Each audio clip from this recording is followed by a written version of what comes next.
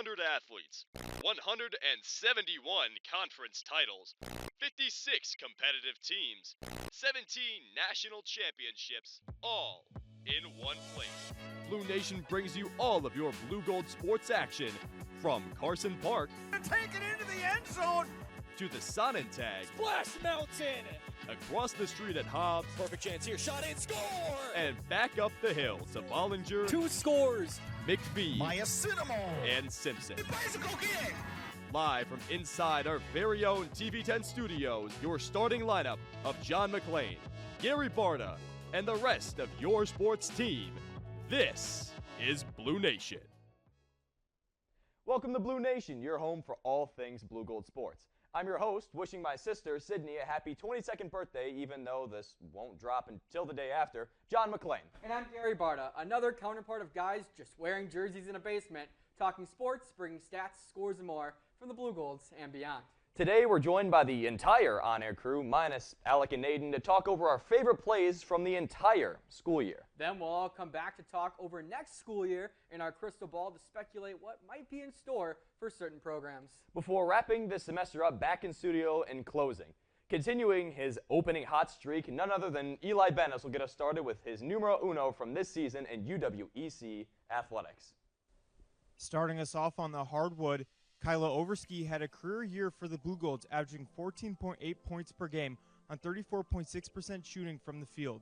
Her layup with 2 seconds remaining against Superior was arguably the biggest shot the Lady Golds were able to hit all year.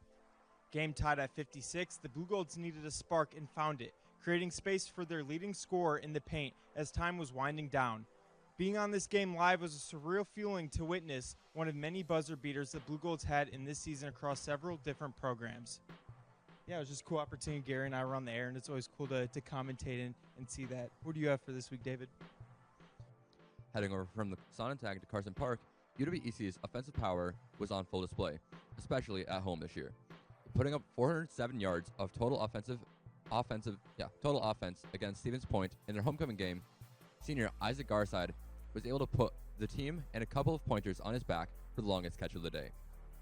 After a quick out route, Garside displays his run after a catchability, after showing why he was Blugold's #1 target this past fall, shaking the secondary all the way down the sideline, only to fall just short at the 1 yard line before the Blugolds were able to punch it in with a final score of 41-0.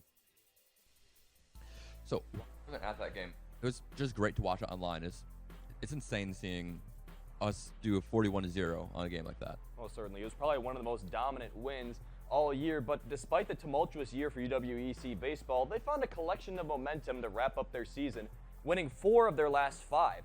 All year long, they've hung around with tough conference opponents, but could never quite finish it on the scoreboard. But they definitely did this time around, and off the bat of freshman catcher Carter Veith. Game tied in extras, Veith decided, why not let it rip, and did so, netting a solo shot for the first-year man, completing the Saturday sweep of UW River Falls for their first conference sweep of the season on the last day of their schedule. They won Game 1 of the 4-game series 11-3 in 7 innings on Friday and picked up Game 3 2-1. And again, it was a very rough season, and that's a great confidence booster heading into the next year, picking up those wins to finish strong, not starting the greatest in conference play, but then really cleaning it up against River Falls. The guys are feeling great about that heading into the offseason. But Gary, what's your #1 from this year? Well, the War on 94 across the board this year has brought some special moments every time the two squads faced off against each other. And for men's basketball, it wasn't any different. Another buzzer beater this time at the hands of Carter Litson, sealing the deal for the Blugolds on the road this winter.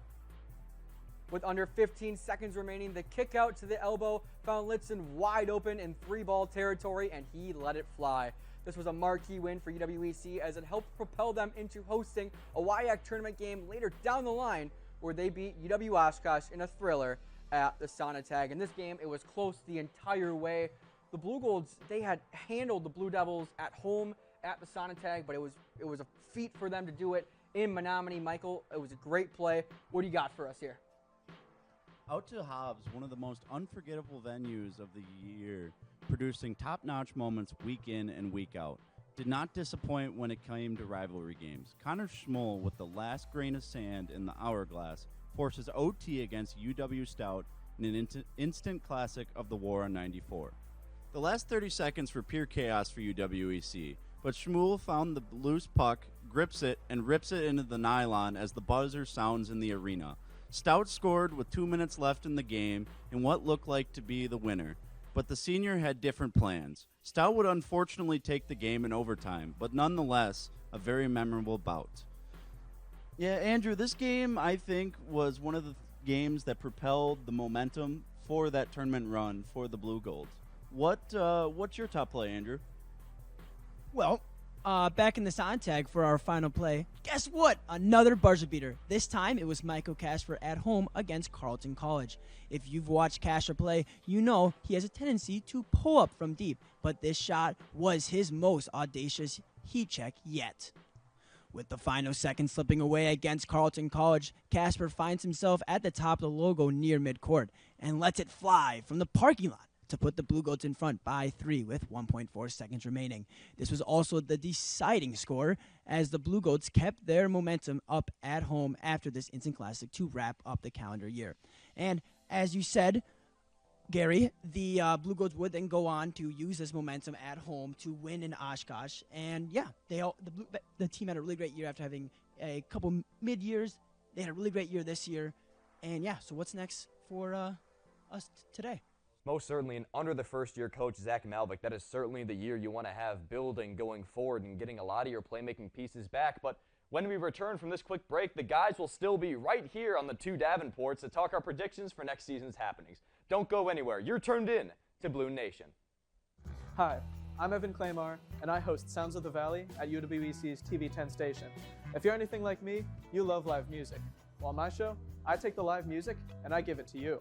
I take the finest musical talent from the Chippewa Valley area, and I bring it directly to your screen. So if that sounds interesting, check it out at mytv10.uwec.edu or on our YouTube channel at UWEC TV 10. Welcome back to Blue Nation here tonight, where we have our final group segment of the semester to give us a look ahead to the future of our crystal ball. Do we have an actual crystal ball, you might ask? No. Our station manager Justin's a buzzkill and said, it's not in the budget. Either way, we all have 2 minutes each to give our takes on the trajectory of the team, as aimless as they might be come game time in the fall. Eli, you will lead us off here once again. Yeah, so I have baseball. Finished the year 11-29, 4-24 in Coach Patrick Riley's second season. But I feel like this team has more of an identity this year compared to last year. In 2024, they had 78 errors. This year, only 51. That's 27 errors less. And if you look at the outlook for next year, this year they had 29 first-year and second-year players on the roster with just 10 seniors and fifth-year guys who are leaving. And Brad and I called that game against River Falls on Saturday. Those two, and the way that Chase Watkins, relief pitcher, was able to come in out of from Eau Claire. His last 6 2/3 innings of work, he allowed 2 runs, 0 earned, 8 strikeouts and 3 walks, and he's definitely a piece moving forward that we'll get to see a lot more action. So yeah, I think this team has a more of an identity than it did in 2024, and I think with this coaching staff and Patrick Riley in his third year, maybe potentially hovering around 500 in WIAC. So we'll see. And then give me like your floor and ceiling. Like you think floor, like pretty expected of this year, or your ceiling next year, they could really exceed expectations, surprise a lot of people. What's kind of your floor and ceiling record and maybe even place in the conference that you could rattle off? Yeah, so if I had to say a floor, I would say, it's hard to go aggressively over their win total in their last year and this year. So I'd say their floor is probably anywhere from 11 to 13. And then, I said 500 in WIAC, and they went 6-5 in non-conference. So I would say being aggressive and their ceiling would be somewhere around over 500 or 500. But they have a lot of fun, young, athletic players. So I'm excited to see what happens. Yeah, and now, David, you got a women's lacrosse now. What do you got for their predictions going into this year? They had a great year in the conference tournament. Where do you see them next year heading into another tough slate of WIAC play? Well, next year I think there's still going to be another really competitive team despite losing 6 seniors. Since we do have quite a few strong returning players in Devin Cruz, Regan Werner, Ellie Fisher, Victoria Shea, and Paige Kiani. And we're going to have to see what goes on with the new head coach, since right now we have interim head coach Courtney Pohl, who coached 4 games and went 2 for 2 into the championship.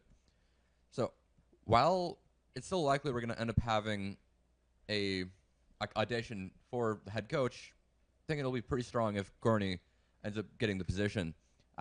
The Blugolds ended their season 11-7.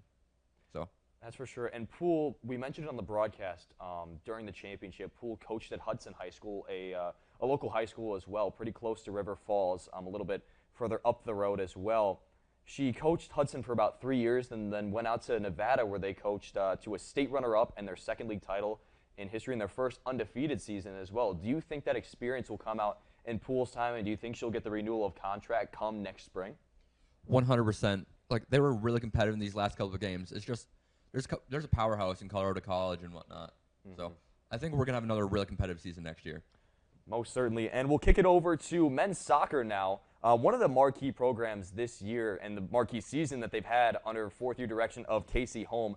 Last season, they went 17-2-5. They won the WIAC League and tournament, going unbeaten in WIAC play, might I add. They drew to UW Whitewater earlier in the year 2-2, who they later beat in the semis with a hat trick from Tobias Volkman. A little bit more about him later. Their only losses during this season, including tournament play, were to the 2023 defending national champions St. Olaf and the 2024 champs Amherst, which I have some opinions on that I will get to in a little bit. They were also 5th nationally in goal differential with a positive 52 and averaging 3.17 goals per game.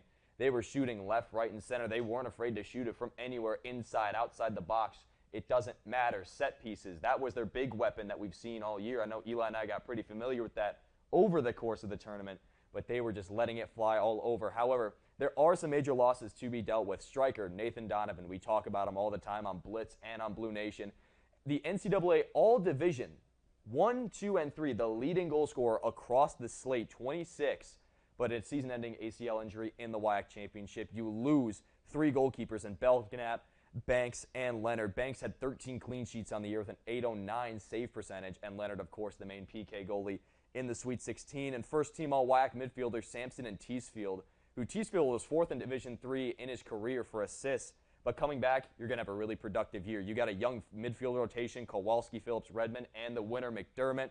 A solid recruiting base. There's no coaching turnover. And, of course, you get Volkman, Backus, and Malcook and Williams all back up front. Great returners. The bottom line, there's more experience going to be shown in the back line and in the midfield. The sky is the limit for this high-flying and very young team aside from up front. They have a little bit of work to do between the posts and up front, but I believe in Casey Holm. I believe in this staff. I feel like their floor is going to be second place behind Platteville in the conference, but their ceiling, I feel like they're a sneaky pick to get back to the tournament and maybe even into the Final Four. They keep progressing every single year.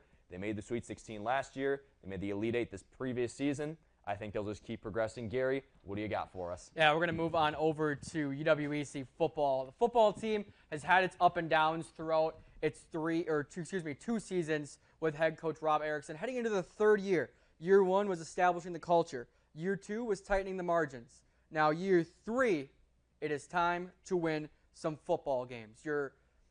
Your schedule in the non-conference is much, much easier than you had it in 2024. You don't have to face Bethel. You don't have to face Cole. You've got at home against Carroll on a Friday night, absolutely under the lights of Carson Park. You go to Kenyon College, and you go to Martin Luther College. Only one of those teams were over 500 in 2024. However, you are going to lose some big pieces from the squad. Quarterback Harry Rubidoux, he's going to go play overseas. Isaac Garside, he was lost to graduation. You lose the Tonsauger brothers, Landon and Caden. You're going to lose them to Winona State, a wide receiver and a cornerback, But you're going to return a lot of good pieces. The 3-headed running back monster of Schradel, Torgerson, and Bergman. I had the opportunity to see them firsthand experience.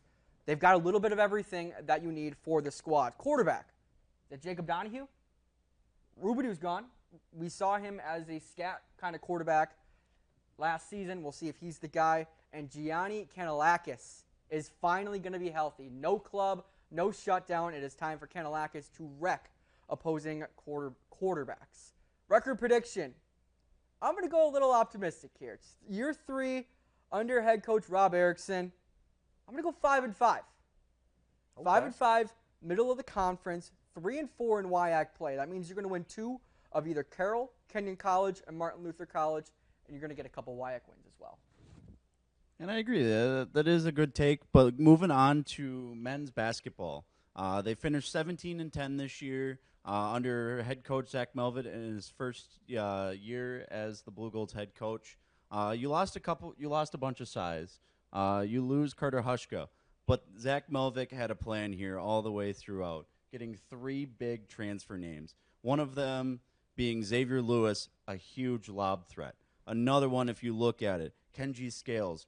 Played him in Minnesota, played against him in the AAU circuit. He is going to be a very big inside threat. And then if we look at Will Bozer, hometown kid out of Eau Claire, he's going to be deep threat. He's got D1 experience, just winning a championship at Illinois State. Blugolds, where they lost all their seniors, they now have filled the opportunity and then some. As well as looking at Andre Renta, he picks up his shooting a little bit, limits the turnovers. You have 4 players that could win all WIAC right there. Being optimistic, I say they pick up another 3 wins. They go 20-7. I also want to talk about, while we're on basketball here, longtime broadcaster for the Blugolds, Mike Sullivan. He tragically passed away at the age of 75 today.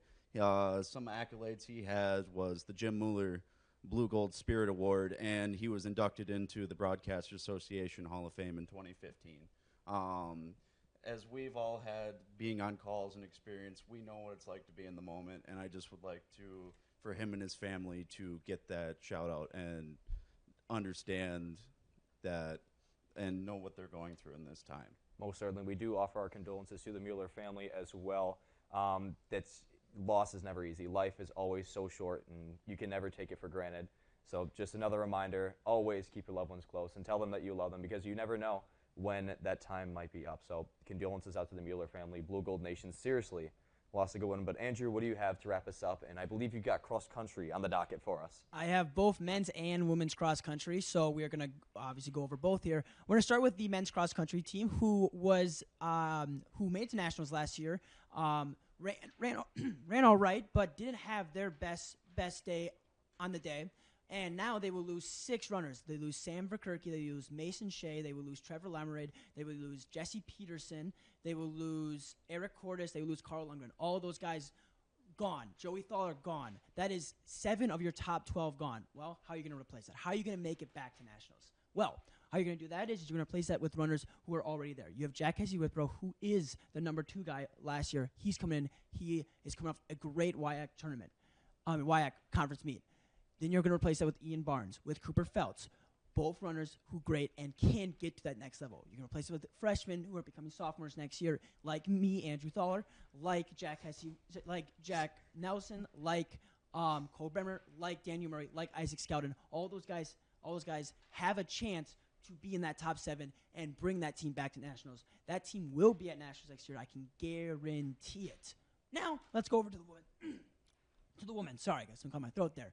Well, the women have a little bit of an easier path here. They did not make it to nationals last year. They probably should have, but they were just squeaked out the last second. They were the first team out. They are only losing 2. They're number 4 and the number 6. They were the 4th team in the region. Usually the top 4 teams will go, but they just missed out. They will lose Allison Westinger and Cassie. Forgot her last name, but doesn't matter because those 2 leaving still gives the women's team a great chance to move on. They have a very young team, a very skilled team, and I really expect that team to make nationals. And I think that team has a better chance than even really the men's team to go pretty far in nationals, be top 15 national qualifying national team, top 15 team at nationals. Yeah, and Andrew, you talk about the cross-country team losing a lot of people to graduation, and the same can be said for the track and field team, losing a lot of 4th, 5th, and even 6th-year seniors to graduation after some COVID and injury years. It should be an interesting process, but Chip Schneider, Connor Dolan, the entire staff, they've been proven in development. But Gary, what do you got for some closing words? Well, that's all the time we have for the sports team tonight. We'll step away once more before one more message from John and I until the horn sounds for the year. Stay tapped in right here on TV 10. Hi, I'm Samantha Burnett. And I'm Melissa Lindahl. We're your hosts of Blugold News Now. Here on BNN, you can find your weekly updates on campus happenings, Eau Claire events and weather, your personal stories, and a recap on Blugold Sports on BNN Blitz. You can catch us every week on mytv10.uwec.edu or on our YouTube channel, UWEC TV10. Well, coming back for a little bit of a concluding statement here at Blue Nation, it's been a very hectic semester getting started a little later than usual for a lot of these shows, and a lot of it is credit to the people right back here working in and week out. So we just wanted to take a moment to wrap up the semester and thank everyone that has worked on this show so far, starting with our senior fifth year director, Somerset, who has been here week in and week out, dealing with the about 317 graphics we throw her every single week. We are very grateful to have you and that you've worked so hard on this show. Our two senior directors that are always in studio, Haley and Lee, thank you guys so much for putting in the work inside and out of the studio, not just on our show, but the rest of the programs on the studio. We can't thank you guys enough for the work you've done. Everyone in the studio that has helped with a shift as well. Right to the left and right of me is Miranda and Cora on camera, Leo back there on audio, David, who was on tech but has slid over to look a little prettier for the camera. We thank you guys for all the hard work you put in, as well as Max, our faculty advisor, and Justin Narvison, who we give a lot of slack, but we really do love, our station manager, who is also graduating at the end of the semester. This show wouldn't be anything more than a mere slideshow if you guys didn't help us create this, and all of you back here helping us, as well as our entire amazing sports team, getting everyone back next semester is going to be amazing. We cannot thank you guys enough, and seriously, without the work of everyone in this room, as well as our programmer, Andy Merrick, offset as well. This guy does amazing work behind the scenes, getting the show ready and prepped for it to go on air, and makes us, look a little better at the end of the day. Let's be honest. It's a little bit raw in front of the camera, but he dolls us up real nice. So we are very grateful for all of you guys and the work that you have all put in this semester and helping us get this off the ground. This show, again, would still just be a mere PowerPoint if it wasn't with the help of all of you. Gary, what do you got for some words? Yeah, I mean, it's been an absolutely fun semester. Everybody that John thanked has gone above and beyond to deal with every little thing, little and major thing. Because we are a lot. Yeah, that we throw their way, whether it be the additions we add basically every single week, the 25, 30 graphics that we have to be flashed in front of the screen. That really, really is a lot harder than you think it may actually be. But it has been an absolutely blast of a semester. Everyone who has worked with us, everybody knows how passionate we are here, and I think everybody else is just so passionate about the show, our sports team, everybody working back in the studio. Andy, it's been a great semester, but it's just the start. We're going to be back for yet again another semester next year, and we're going to bring you stats, scores, and more from the Blugolds and beyond here. Jeez, you're a cornball. For another semester. You should see the emails I sent out. And might I add, it'll be since our revival, the 10th anniversary of Blue Nation right here on TV10, but the buzzer sounds once again. So for Blue Nation this semester, we want to thank everyone for tuning in and watching. And Gary, where can they continue to watch these episodes from the semester and ones past? Yeah, you can find us on our website, mytv10.uwec.edu. John, what is our socials? That's going to be UWEC TV10 on YouTube, TikTok, and Instagram. And we'll see if I can get this right first try. From myself, Gary, David, Eli, Michael, Andrew, Alec, and Aiden, who couldn't join us in studio, the athletes that did join us, Luke and Andrew, as well as Kala from the rugby team, Mason Shea from track and field and cross country, as well as Curtis Cujo Johnson and Coach Colvin, AJ Colvin, that joined us in studio. We couldn't thank you guys enough, as well as Sam Piontek and the entire UWEC Dodgeball Club for being on our live wire. We cannot thank you guys enough for tuning in and helping us with Blue Nation, whether that be in big or small. We love and thank you for your time here tonight. One last time this semester for Blue Nation, I'm John McClain. And I'm Gary Barta. Saying good evening and until next year.